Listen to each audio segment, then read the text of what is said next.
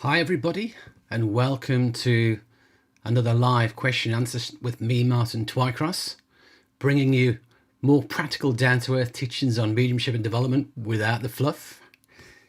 Hello to Laurie. If you're joining me in the stream live, then do say hello, do put a message in there, do let me know you can hear me okay, because I know on the last one we had a double echo. Hopefully that's not going to happen tonight.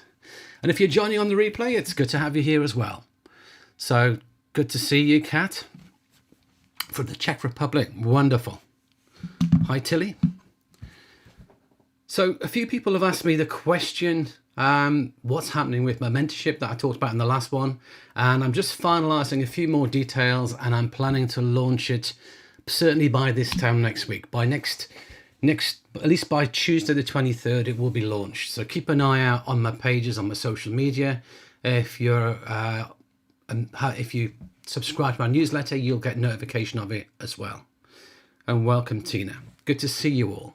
So the way it works with the live Q&A is that you pop your question in the chat, and I will work through them one at a time. To be able to put them in the chat, you've got to be logged into Google or logged into YouTube, and that way you're able to type them in. Some people say to me, I tried to type in the chat, but nothing happened.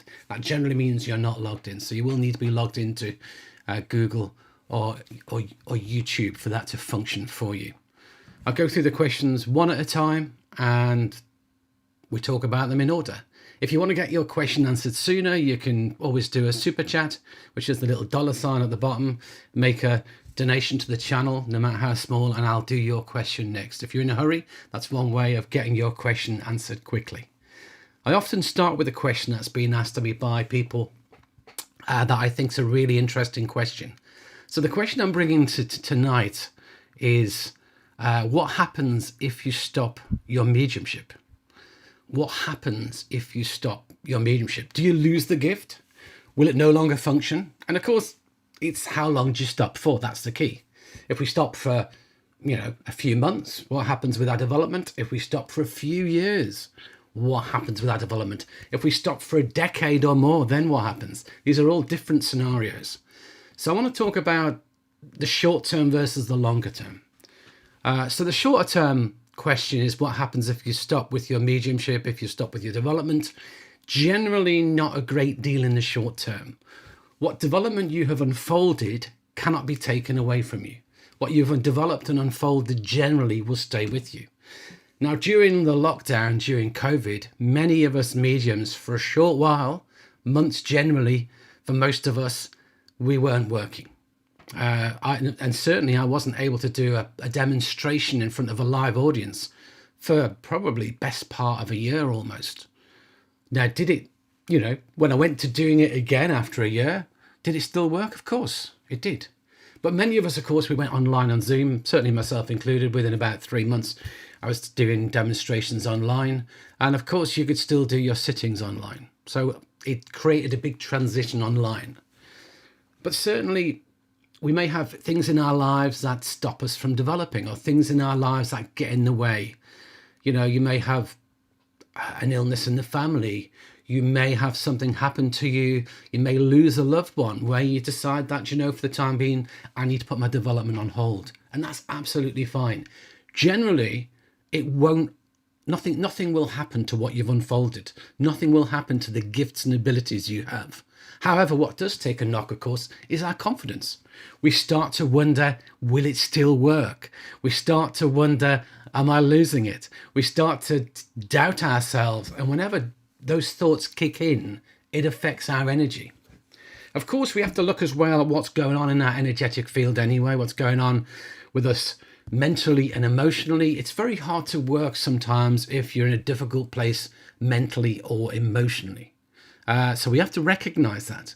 Sometimes when we're under a great deal of stress, it's often not a good idea for us to work. It's often wise to take a little step back from our mediumship for a short while. So when you do come back to doing it, you may find it doesn't work as well as you would like, but often that's either the confidence issue or it's because of the place you're in mentally, emotionally, etc. So what happens if we have a much longer break? If you had 10 years away then what happens? And it becomes more challenging then. If you have a longer break of, you know, I'd say, let's say 5 years, 10 years, 20 years, then yes, you're going to have more challenges coming back to it. And I would say that some of the development you have done, even though we can't undo what we developed, some of that may be harder to access. We may not be in the right place to be able to access it. You know, we've also got to look at our intent, motivation doing this work, because the intent and the motivation we bring to this work determines the results we get.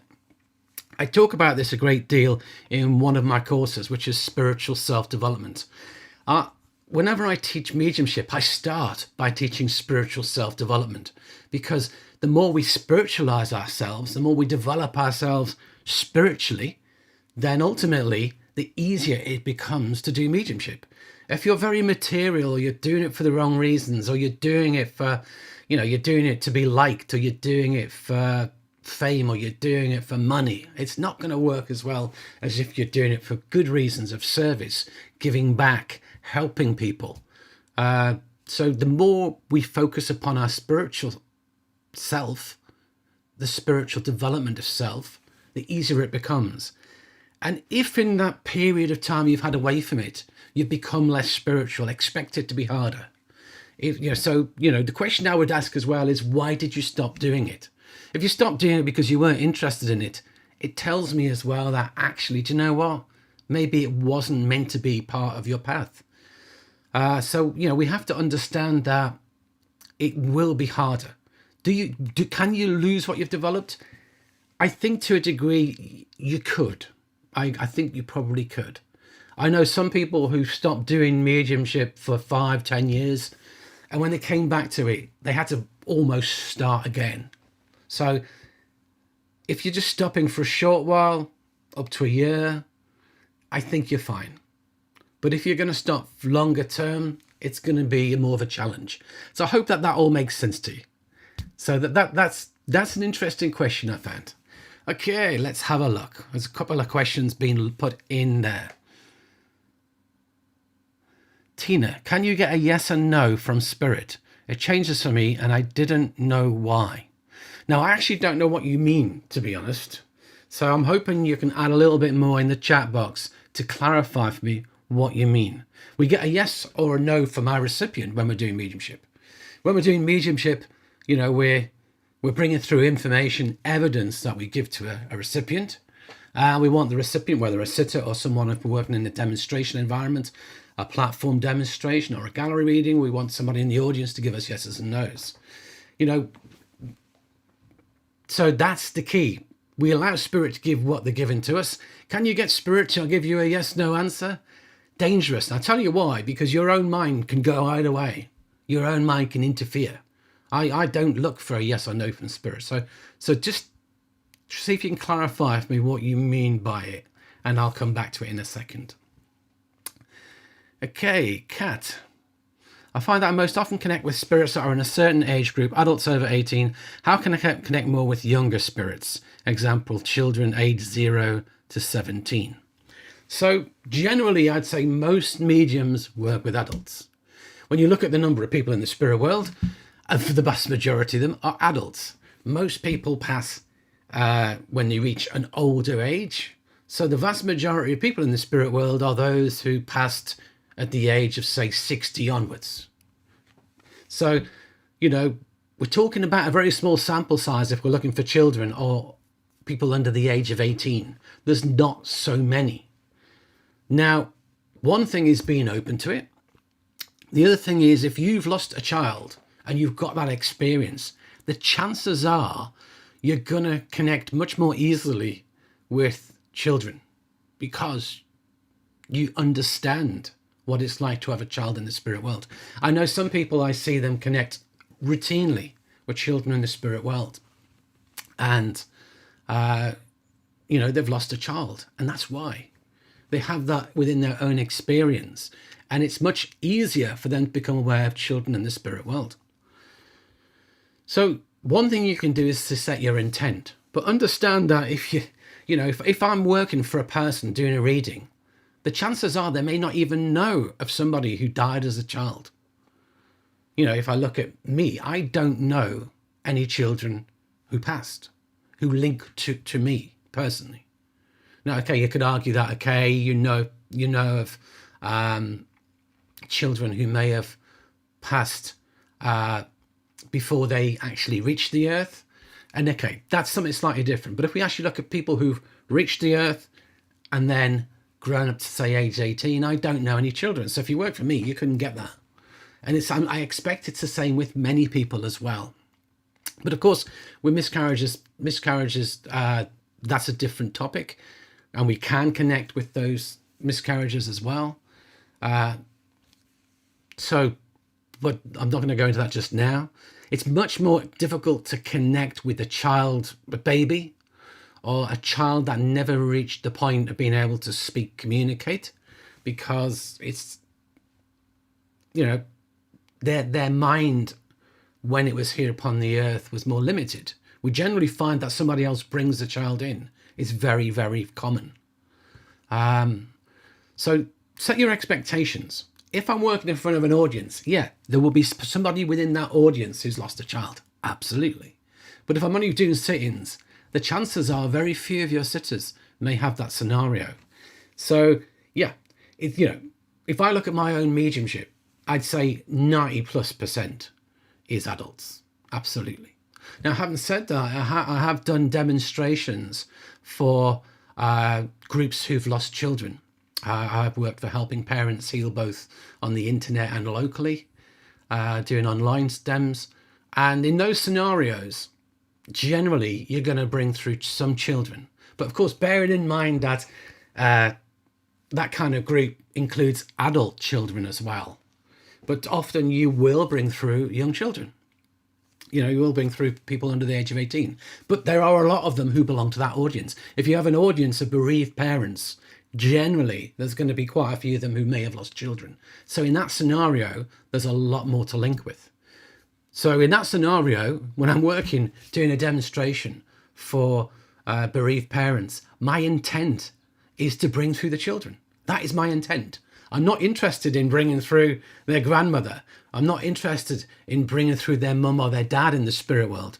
I'm not interested in bringing through their brother in the spirit world, because I'm interested in bringing through their children. That's why they're there. So that is the intent. So setting the intent certainly helps, and just being open to it.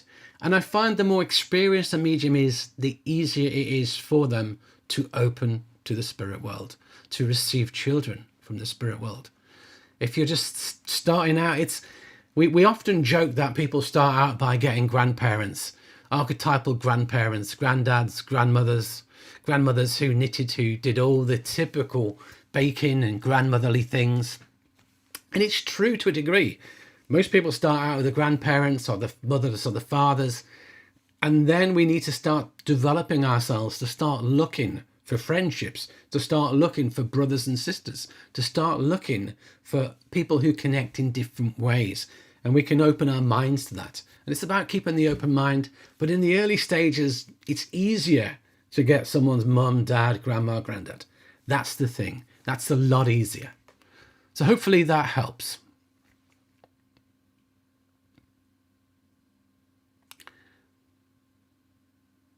Janet, do I use pendulums within mediumship? No, absolutely not. There's no logical reason to use a pendulum within mediumship. Do I use a pendulum for anything else? I don't actually know. But certainly when it comes to mediumship, you do not need tools. Pendulums, cards. I know some mediums who will only work with oracle cards or tarot cards. And again, you don't need them. They're not necessary. All we need to link to the spirit world is our mind, our consciousness. We shift and move our awareness to blend with spirit, and spirit blends with us. We receive the information, we give it. It's a very, very, very simple process. Other tools, other items just complicate it. Sure, all these tools can be used in a psychic way, and we can use them as well as a tool to help look for information. But ultimately, they're not needed. There's something I would use with students in a circle environment, but not to do mediumship either in sit-ins or platform work. I don't teach that anyway. Yeah, I know some mediums who they use tarot cards, oracle cards, and it becomes a crutch. You know, it's like, well, if I don't get anything from spirit, at least I can do a card reading and work psychically with them. But the person then goes to that medium and expects that all mediums will need some kind of cards or something like that, and it's not true. So for me, it just complicates it. It just don't need it. It's an unnecessary. You know, if you're coming to me for a mediumship reading, I don't need anything. And if you're coming to me for a psychic reading, all I need is your energy. I don't need a tool, a card, coloured ribbons. No, don't need any of it. So I guess for me, I like to keep things simple. You know, my strapline is practical, down-to-earth teachings without fluff. And the problem is some of these aspects just bring a degree of fluff in that we do not need, certainly for mediumship. And I guess I'm old school. Old school mediums didn't use these things, and I'm the same. I just don't feel the need for them. Certainly not for mediumship. Yes, in practice circles, in development circles, when we're learning to work psychically, it's lovely to work with cards, it's lovely to work with colour. You might want to play with pendulums just for a bit of fun. I get all of that, absolutely. And if pendulums are your bag, I'm not knocking them. Understand? I'm not knocking them. My point is, I just don't think it's a necessary tool for mediumship. Okay, so that's the pendulums question answered.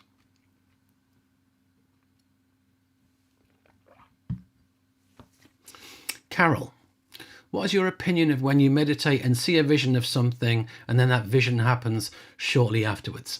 Something you call a déjà vu experience. So you visualize something and then that thing happens.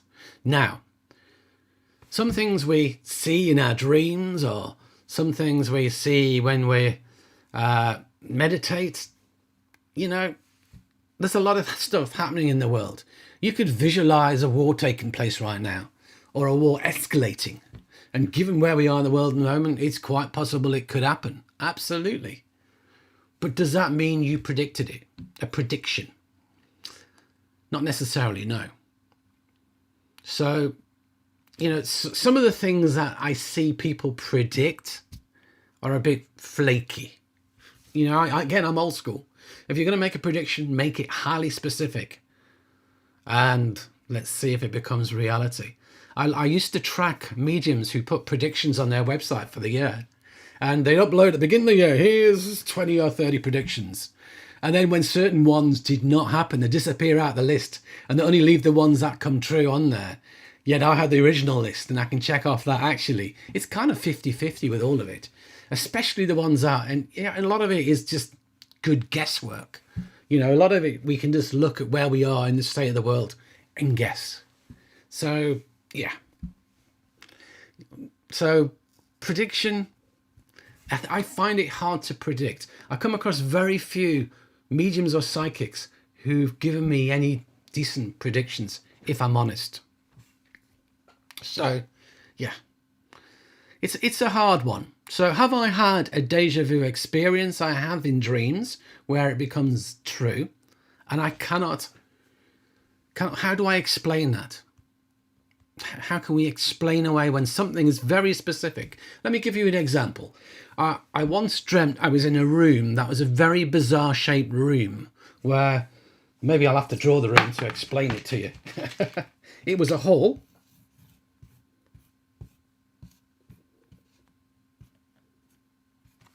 So it was like a long hall like this, but each of the corners was cut across. So it had like angled corners, and in each corner was a door. So there was like 4 doors in each corner in like a normal shaped room, but that kind of room with those kind of cut off corners with doors in them, I'd never ever seen before. And I had this dream that I was in this room, looked like that. And hey, it was bizarre. And probably a week later, I went to a friend of mine's and we were meant to be going out for a drink. And he said, oh, I can't come out for a drink tonight. I've got to go to my cousin's wedding. I forgot all about it. Do you want to come with me? And I'm like, yeah, why not? We'll do that instead. And it was held. It was the reception of the wedding. And it was held literally in a room like that with the corners all cut. And as soon as I walked into it, it's like, whoa, déjà vu, this is my dream. Now, Does that mean that the future coexists in the present to a little bit? Or does it mean that it's hard to describe what it means? And the simple answer is I don't truly know. But what I do know is that sometimes I get a glimpse of the future. Sometimes those dreams can happen. And you can too. However, I'd say the number of experiences I've had with deja vu have been very, very, very few. And some of them are kind of like, yeah, that's highly likely that could easily happen because it's generic. But that one for me, that was the one I truly remember, because the room, I've never been in a room like it since. I've only ever been in a room like it once, and it was quite a bizarre room. So that one, yeah, that was the one that was unusual. So have we got any more questions? If we have some more questions, do pop them in the chat box and I will work through them. I think from what I can see, there's not a lot of questions left. It's going to be the shortest question and answer session on record in 20 minutes. I know I usually do these on a Sunday evening, and unfortunately my Sundays are all pretty much busy this month. So I've had to do it on a Monday. So I think that may affect the numbers who are in the room. So if you've got a question, pop it in the box. So Carol, thank you. I'm not a medium. I only meditate for my own soul's road.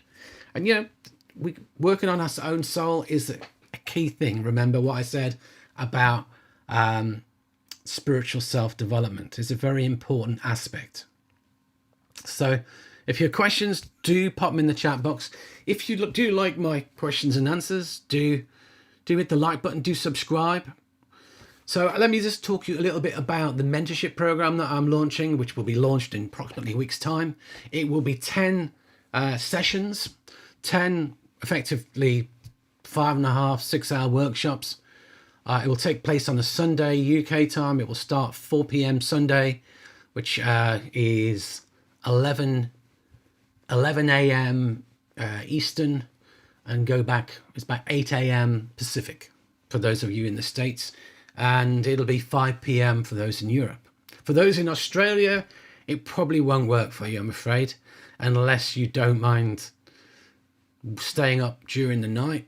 So it's going to be more focused on those in North America, those in Europe, those in the UK. It'll be 10 sessions. As I say, the cost is going to be £1,500, and it will also include a mentorship, a one-to-one session with me to help you with any personal questions you have. You will also get feedback on a demonstration that you do public. You'll also get feedback on you need to submit to me a private reading that you've done, and I will listen to it and will give feedback on it. Also, there'll be, during the course itself, there will be private readings with feedback from myself. Also, there will be platform demonstrations with feedback, and the aim as well is for everyone to do at least one public demonstration. So because of that, it's targeted at those who are the intermediate to advanced level, and people who are looking to take their mediumship to the next level, or already maybe working professionally with their mediumship. That's the goal with the mentorship. So if that sounds of interest to you, then do keep an eye out for the launch information. If it sounds of interest, do subscribe to my newsletter. Now, it will be an application process because I'm looking to get the right level of people, and priority will be given to those who have purchased modules 2 and 3 of my study program. And my study program comes in 3 modules. The first one is the very basic beginners foundations. The second one's module 2, mechanics of mediumship. Module 3, working with mediumship, is the next level. They're the 3 that cover mediumship. You'll need to have purchased modules 2 or 3, or with my courses, priority will be given to those who bought getting better evidence, better private readings, and better platform mediumship. The reason being is if people come to do the mentorship who've got no understanding of my teachings, it'll slow the process down. So what are really looking for is people who are familiar with my teachings, because that will help it. Plus, not only that, there's been a huge number of people who've purchased my study program, who've done the courses, who've asked for this. So Again, because I'm doing it really because people are asking, therefore that will be the priority will be given to those who've purchased those modules and those courses. So hopefully that all makes sense. Great, we've got a few more questions. Gab Online, what do you think about angels? What kind of creatures are they? Now, again, I did a course very recently on guides and helpers. It was a course called Understanding Guides and Helpers. It's available from my website if anyone's interested. It was all recorded as we went through it. And in that course, I talk a lot about my opinion of angels. So I'm just going to summarize very, very quickly from a great height here. There are different versions of angels. There's the current New Age view of angels. There's the biblical view of angels.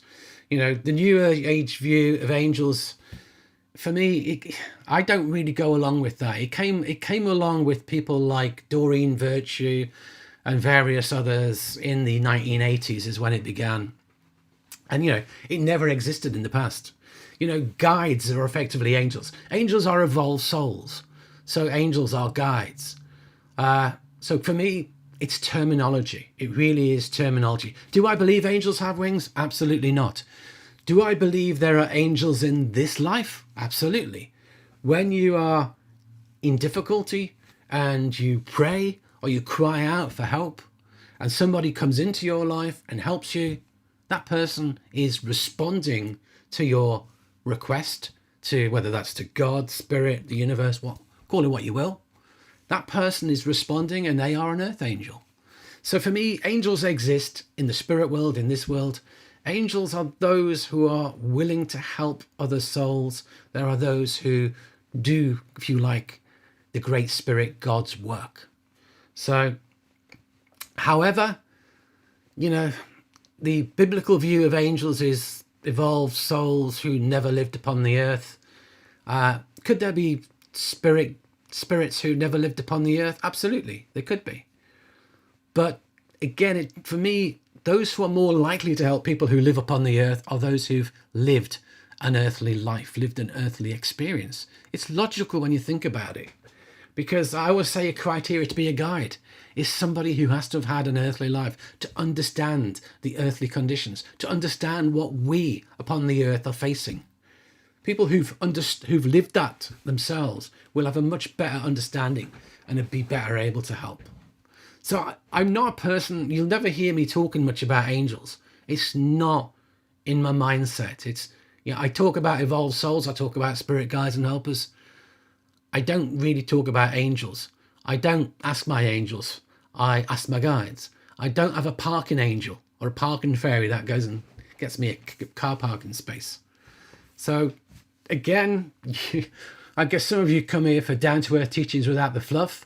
And for me, the problem with angels is it brings a new layer in, again, like I was talking about with tarot cards, oracle cards, pendulums, etc.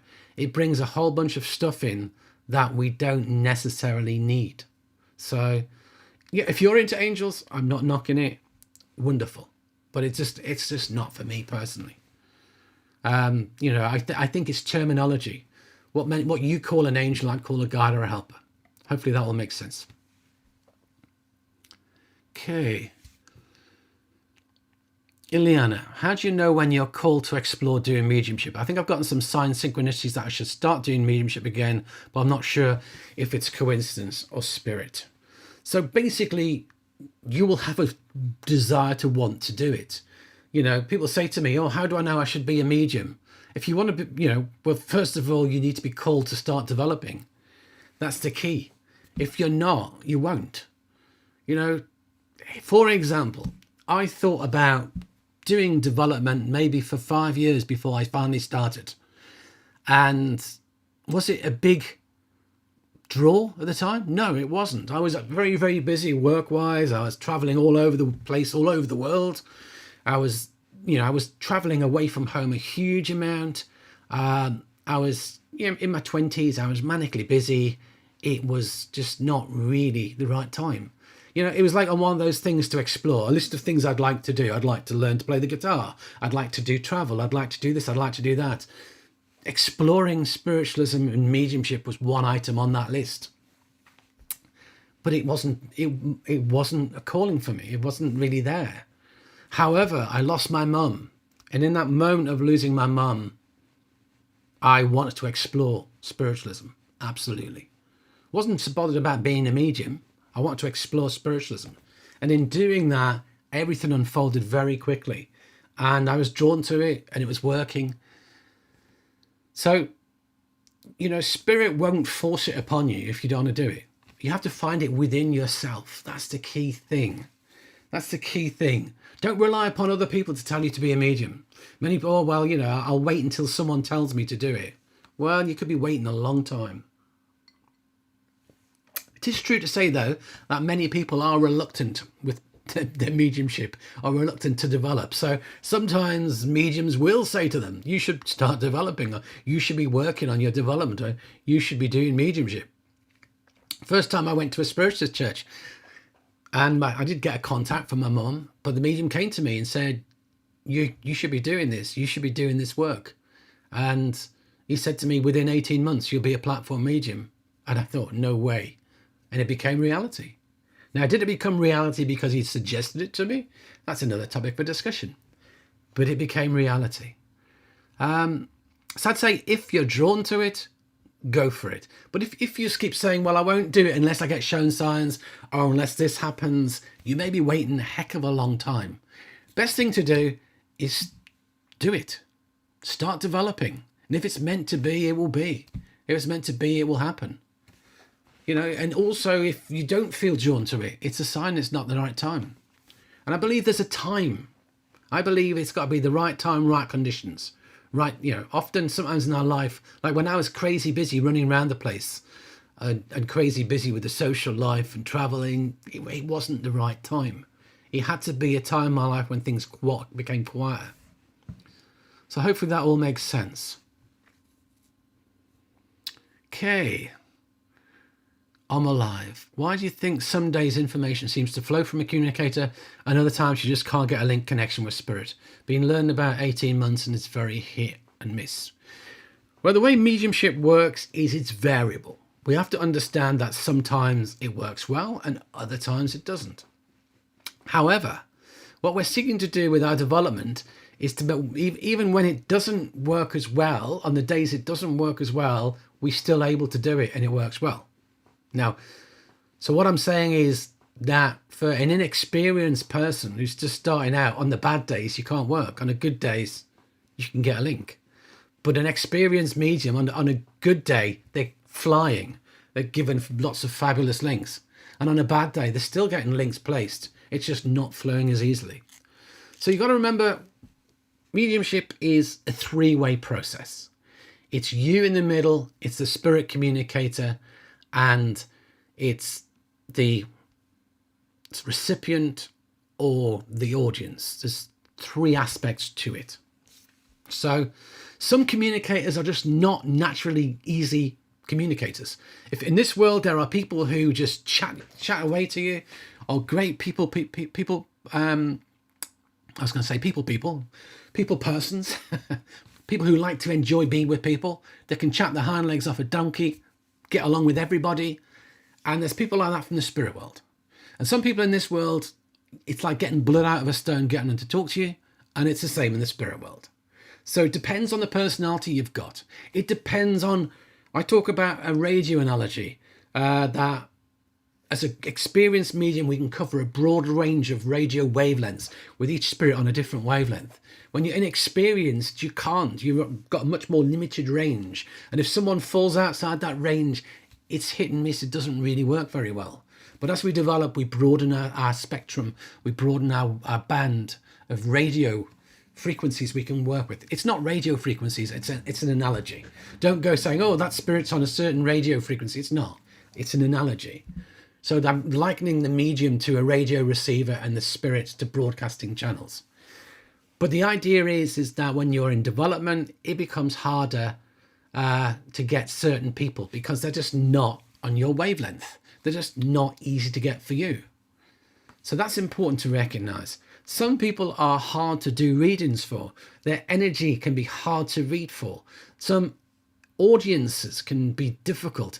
Often we say the audience will give you a power to work in, but if there's not many in the audience, then they don't. Or if they're a highly skeptical audience, or they're not really into it, they don't. Give me an audience of healers. The most beautiful, powerful energy comes off them, and it's easier to work. So there's a lot of different aspects in the mix. And then there's you as the medium, how you've developed yourself as a medium. It's you as the state you're in at that moment. If you're stressed, or if you're under a lot of emotional, mental stress, or if you've got a lot of physical problems with your health, it can be hard for you to work. It can be hard for you to do mediumship. And then we come to, have you learned to build your power? How far advanced are you in the development process? If you don't build power, it's going to be harder for you than someone who does. Check out my playlist on Sitting in the Power. There's 4 videos in that playlist, and then there's also a meditation, short version of Sitting in the Power. And then there's also a longer talk I do on Sitting in the Power, the key to mediumship. So within that, there's a huge amount of information on why sitting in the power will accelerate your mediumship. But basically, power is fuel for mediumship. If you haven't built power, don't be surprised that your mediumship doesn't work very well. Don't be surprised that you're not going to be able to run for long. If you don't put any fuel in the tank of your car or your motorbike, it won't work. It won't go very far for long. So we got to build that power, that fuel for mediumship. So what you're describing is pretty much common for a lot of beginners, but finding what the reason is harder. I'd have to watch somebody work to see, is it them? Or watch somebody work to see, is it the sitter? And sometimes the sitter's energy, it's not that people are blocking you. No one can block you. It's just that some people are very pedantic, and and the way the answer starts to knock us pretty quickly. Some people will help you when they answer up. Some people say, well, it's not quite right, but I know where you're coming from. I kind of understand what you're saying. Other people say, no, I don't understand that. No, you're wrong. And the people say, no, you're wrong. No. That just knocks our energy. And our mediumship collapses when we get a lot of no's in the early stages. But someone who's more helpful saying, well, I understand why you've got that. It's not quite right, but I do understand why you've got it. That's more helpful to you. It's feedback which is helping you to understand that you're getting bits right. And definitely in the early stages when it doesn't work, and then if we start doubting it, our self-talk, oh, it's not working now. Oh no, I knew it wouldn't work one day, and today's the day. That will collapse your mediumship. As soon as we start a lot of negative self-talk, negative thinking. So hopefully all of that plays into it. Only you can decide which of those bits actually fit for you. Okay, Susan. I was trained to only open up and connect with spirit when the sitter is sitting in front of me. I know mediums who are open all the time.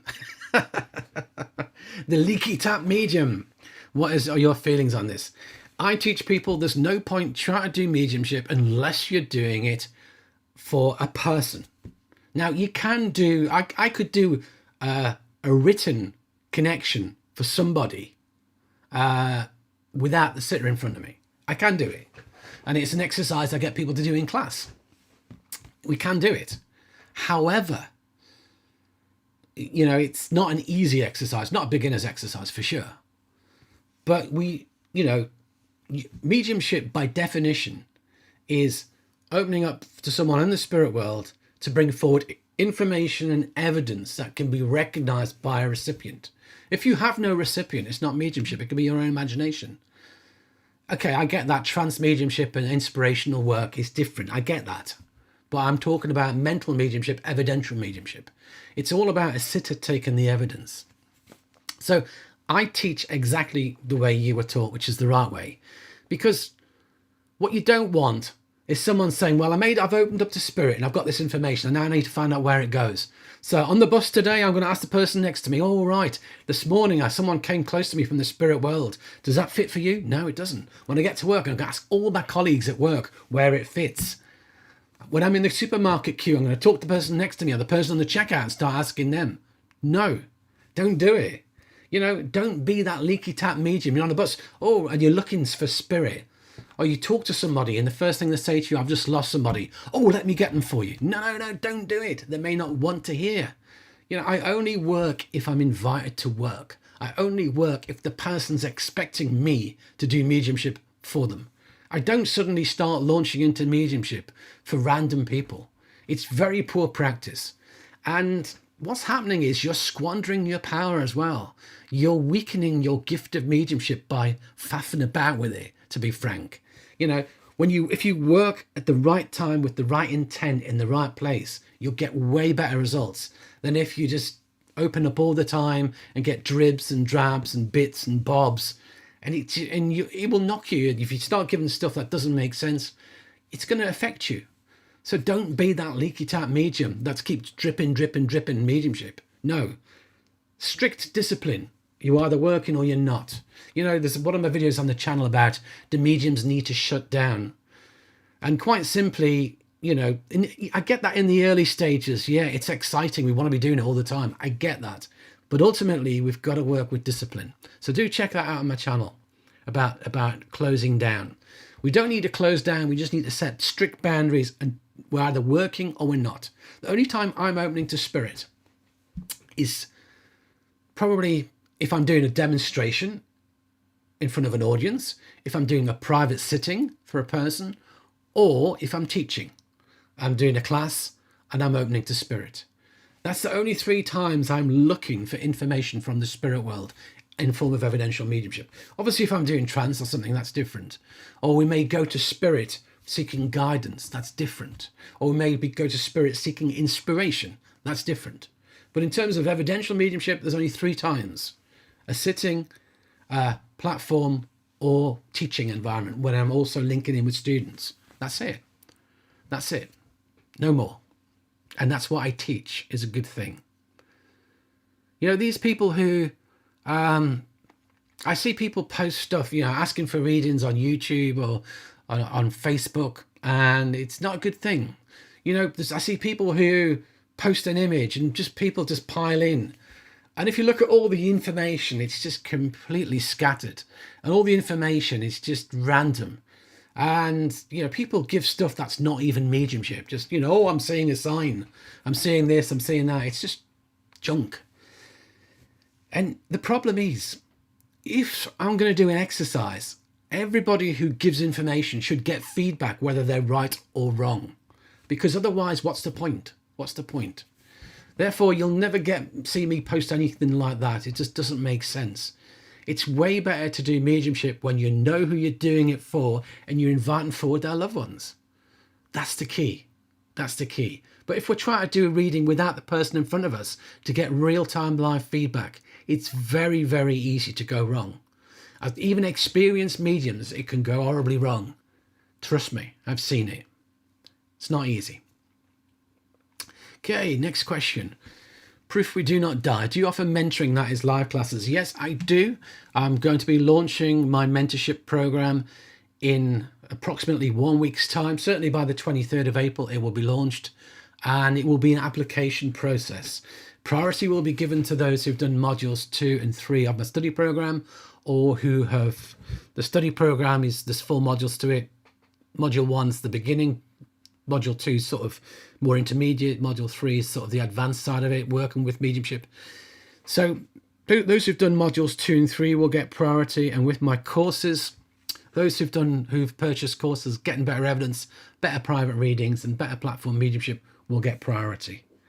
The reason I'm doing this, the mentorship, is because I've had a lot of requests from people who have done my courses or doing my courses. So because that's where the requests have come from, that's where I'm going to give priority. But also it will be an application process. So I want to make sure I get the right people. It's not for total beginners. It's not for people who are at the very beginning stage. It's going to be aimed at people who are already starting out on the journey of platform mediumship gallery readings, and also those who are confident and comfortable to do a private reading.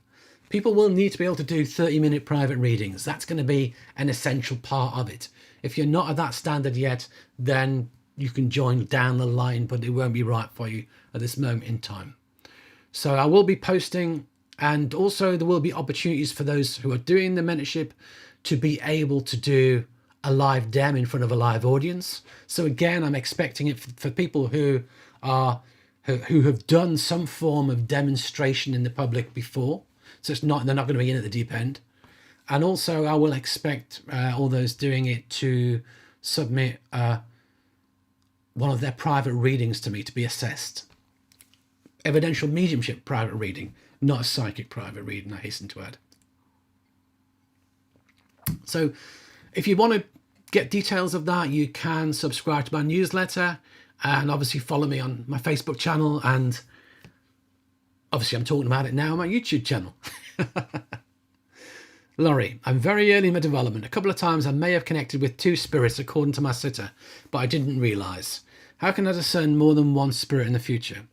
Okay, so what happens is you're giving information to a sitter or to someone you're working with in a group, in a circle, or in a group. And what happens is they say, yeah, I can take all of that. And then they'll say, no, I can't take that bit, but I know somewhere else where all that fits as well.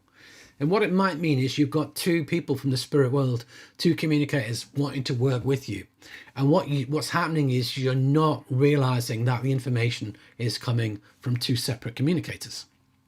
Now, if they have a very similar energy, it can be hard to separate them out. But if they have very different energy, one's quite calm, relaxed, easygoing, the other one's quite full on as a person. Oh, okay, I can feel the personality is very different. But again, if you don't feel personality, if you haven't developed clairsentience, you won't know that. So what you need to do is watch when a sitter says to you, that information fits my nan, and this information fits my mum. Okay, then what I do then is ask spirit to separate out. Okay, nan, you're the one who had the stroke. You're the one who loves chatting. You're over here. Mum, you're the one who had the mobility problems, and you know, you're the archetypal mum who loves their family. You're over here. So when I move my mind to the left, to the right, I'm working with nan. When I move it to the left, I'm working with mum. They're not on either side. It's just my system. It's just a system that we focus one way or the other to connect to the ones. You know, we're saying, right, mum, you're over here. Grandma, you're over there. But they're not. They're just blending with our minds. But when I move my intent to this side, I'm asking for grandma and nan. And when I move my intent to that side, I'm asking for mum. That's all it is. It's got nothing to do with the space and the sides, really. It's just a process we can use that helps out. And with experience, we start to recognize when there's more in there. But in the early stages, I agree, it can be very hard to separate. So we're looking for the evidence to help separate it. We're looking for how the spirit makes us feel, how their energy touches us. And we're really relying upon the sitter's responses to work out which evidence sits where. And then you have to do that sort of system within your mind of separating them out. Or you just say in your mind, okay, I want mum first. Right, mum, you're working with me. And then thank you, mum. And then you say, right, now I want grandmother to come in. And we do it that way. So that's easier than trying to put them on a side, isn't it? But hopefully that makes sense.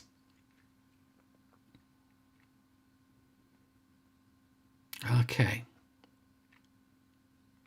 Tilly, how do you stop multiple spirits from coming in during a reading? Can ask for one to step forward but still get info from other spirits. Intent. So whenever I work, I ask one at a time. That's my intent. If I'm doing a demonstration, imagine if I had 10 different spirits all linking to me, trying to get to 10 different people in the audience at once. It'd be a mess. They've got to come one at a time. If I'm working with a sitter, my intent to spirit is I want them to come in one at a time. I don't want them all coming in together. That's my intent. And generally, once we set that intent, generally, spirit follow it 90% of the time. Sometimes you'll have a keen one who gets in and there's not a lot you can do about it. But ultimately, it's intent. However, if you're just so desperate to get anything, we cast our mind, I need something, anything from anybody. Oh, I'm not getting anything, I need anything. All the different spirits might be willing to pop in. So you've got to be careful what you're asking for. You've got to be careful subconsciously what you're desiring as well. because it will work. It all works through our subconscious. So really, how do we stop multiple spirits from coming in? It's quite simple. We set our intent, we set our boundaries, our guidelines to them of what they're doing, and we tell them off if they don't follow them. And hopefully that will give you the answer you need. So, but again, just like the leaky tap medium, if you get used to bringing in lots of dribs and drabs, and that's how you work, it's a bad habit you developed. You've got to learn not to do it. I'd rather someone stays with one spirit and it works incredibly slowly than them try and go all over the place to speed the process up, because it'll just complicate it. So hopefully that makes sense. I hope so anyway.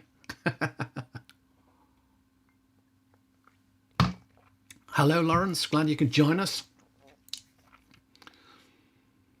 I'm alive. Thank you very much. How often do you recommend building your power? Before your work, every time? It's a background practice. It's not something I'm going to do a demonstration tonight, or I'm going to be doing some readings today. Oh, I better build some power. That's not how it works. You don't build power for that work.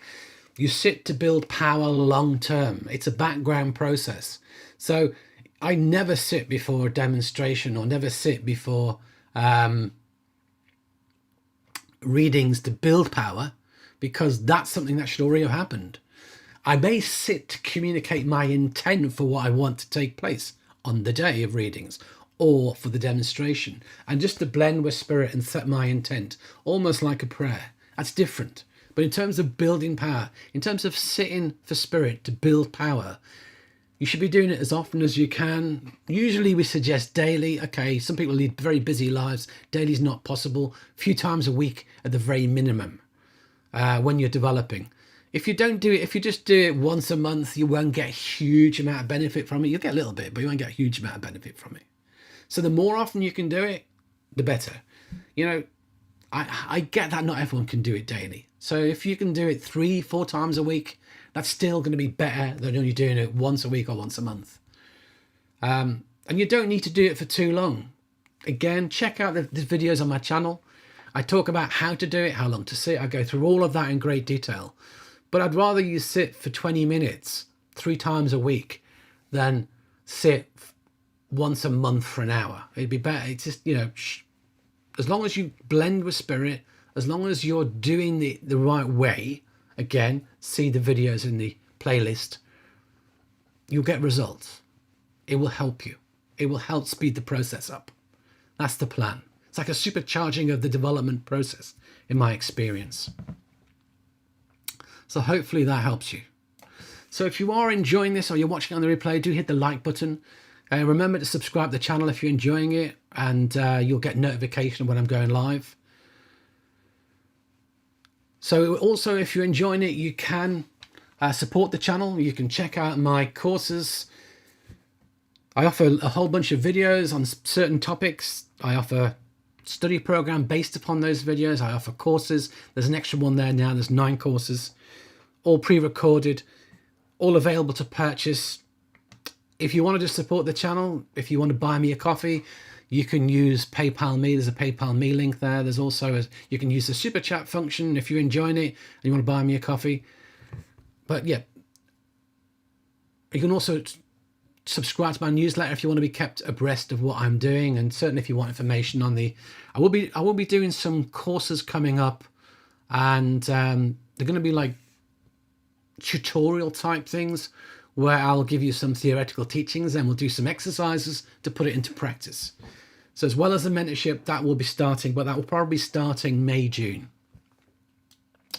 Okay, let's see what more questions have we got.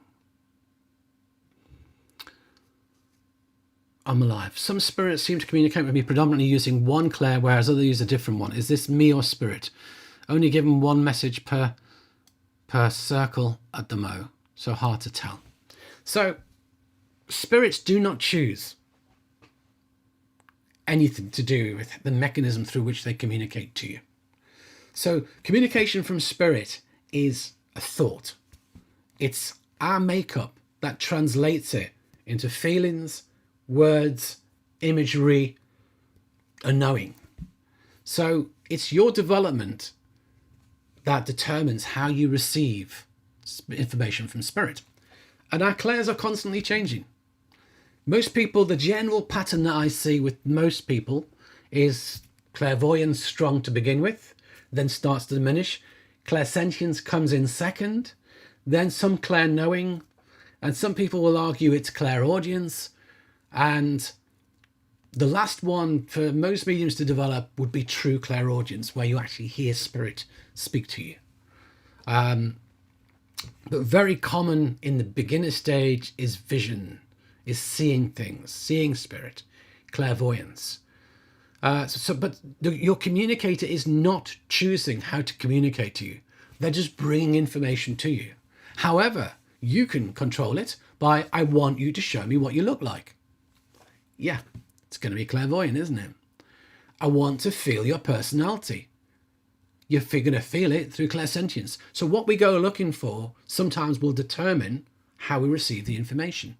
By definition, if I want to know somebody's age, that's harder. I can see an image of them and try and guess their age. I can see a number written within my mind's eye. I can hear like my own voice talking, 53 in my mind. Or I can just know the age they're at, or I can sense the age they're at. They're early 80s, 81, 82, not quite sure, maybe even 83, early 80s. It feels early 80s. So that we can work through lots of different mechanisms to get one piece of evidence. And if you want to know a lot more about that in my course, Getting Better Evidence, I go through all the different categories of evidence and I talk about all the different ways in which we can get them, which is quite interesting, and will give you some, hopefully would give everybody doing that course some ideas as to how to get better evidence and how to work in different ways to get information from spirit. Because often we stick to what we've always done, which may not necessarily be serving you well at this moment in time. Sometimes, you know, if all you do is get a feeling for the age, oh, are they late 70s? Maybe they're a good age. They're in their 80s or 90s. No, get their age. How old are they? 88. How did you get that? Because there's mechanisms and tools to do that. You know, we can see a sliding scale of ages, and we're seeing it slowly tick past 85, 86, 87, 88, 88, 87, 88. I feel they're 87, 88. They were. Or we just open to it and a number coming in your mind and give it and see how you get on. Ask spirit to give it and open to it and see what happens. Yes, your own mind can kick in. I absolutely get that. So that's why we would do it in practice to begin with and see how it works. See if it functions for us. But then, yeah, we move forward with it. So coming back to your question, I've gone off topic, haven't I? The clairs are nothing to do with spirit. Spirit do not choose, I'm going to work through this one with just clairsentience. I'm going to work through the next one with just clairvoyance. No, not at all. Spirit would bring the information. It's where we are in our development as to which ones are functioning effectively, as to how we receive it. And it's the type of evidence as to which one is functioning for us to receive that type of evidence. Yeah, if I'm going to get an image of what spirit looked like, it's very hard to get it without any clairvoyance. Very, very hard. This goes without saying. It's hard to feel it. Oh, I feel they have long hair. I feel they had a beard. I feel they wear glasses. But it's damn sight easy just to get an image of them and see what they look like. But recognize sometimes that the images are not true images. They can be what I call photo fit images. You know, they'll just flash something up with a beard and glasses. But that's not really them. That's just the image that your mind gets that says beard and glasses. Don't try and describe it too detailed, because it may not be the detail that they want to communicate. They don't want you to minutely describe every aspect of their face. They just want to get across the big picture features. Hopefully that all makes sense. Sharon, I really enjoy your videos. I'm a spiritual medium, but continue to learn all the time. Absolutely. Wonderful that you enjoy them, and wonderful that you're learning all the time. I'm learning all the time. I've been in development now since 2001. That is now 23 years, and I'm still learning. Every time I work, I'm still learning. Every day, I'm still learning, because we never stop. Gordon Higginson said, the development of mediumship is a lifetime's work. He always said what he knew about mediumship, you could fit on the head of a pin. And mediumship had been in his life since the age of 12. You know, he was the most well-known medium in the country. And he, a humble man as he was, he recognized that there's always more to learn and that he didn't have all the answers. And again, I like that approach. That's how I feel. You know, in bringing this teaching to you today, I'm sharing what I hope is the best information to help you. But if it doesn't resonate with you, if it doesn't feel right to you, let it go. The way I teach may not be a good fit for you. Absolutely, I get that. I understand that. You know, every teacher's different. We got to find out what works, what fits best for us. So do we have any more questions, or have we come to the end? You have a few of his books. There's only one of them, actually. So technically there's one. The Gordon Higginson book is On the Side of Angels, published by the SNU, available through the SNU website.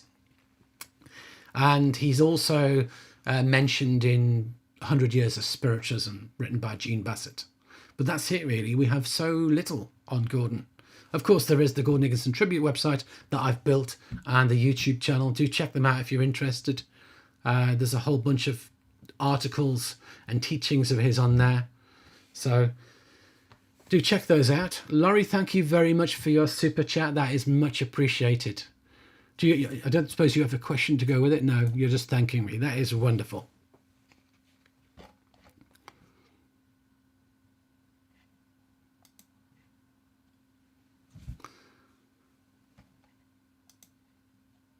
Okay, so do we have any more questions? Or are we there now? Last call. So don't forget as well that I've been doing these live chat mediumship clinics for quite some time now. There's a whole raft of them on the channel you can check out, plus all the other videos on the channel. There's lots to focus on. I think someone said to me that they could watch my channel for about a whole month, which I'll have to see if that's true. I'll have to calculate what the time is of everything on the channel and work out if that's true. But it's probably getting on for it, as there's definitely a few days worth of material in there. Obviously, you've got to sleep as well, I think. That's the key. Well, in the absence of any more questions, I'm going to bring the evening to a close. So thank you, everyone, for joining me, and thank you for all your questions. If you joined on the replay, great to have you as well. And I shall look forward to see you all again in the next one. So take care, everybody. Bye for now.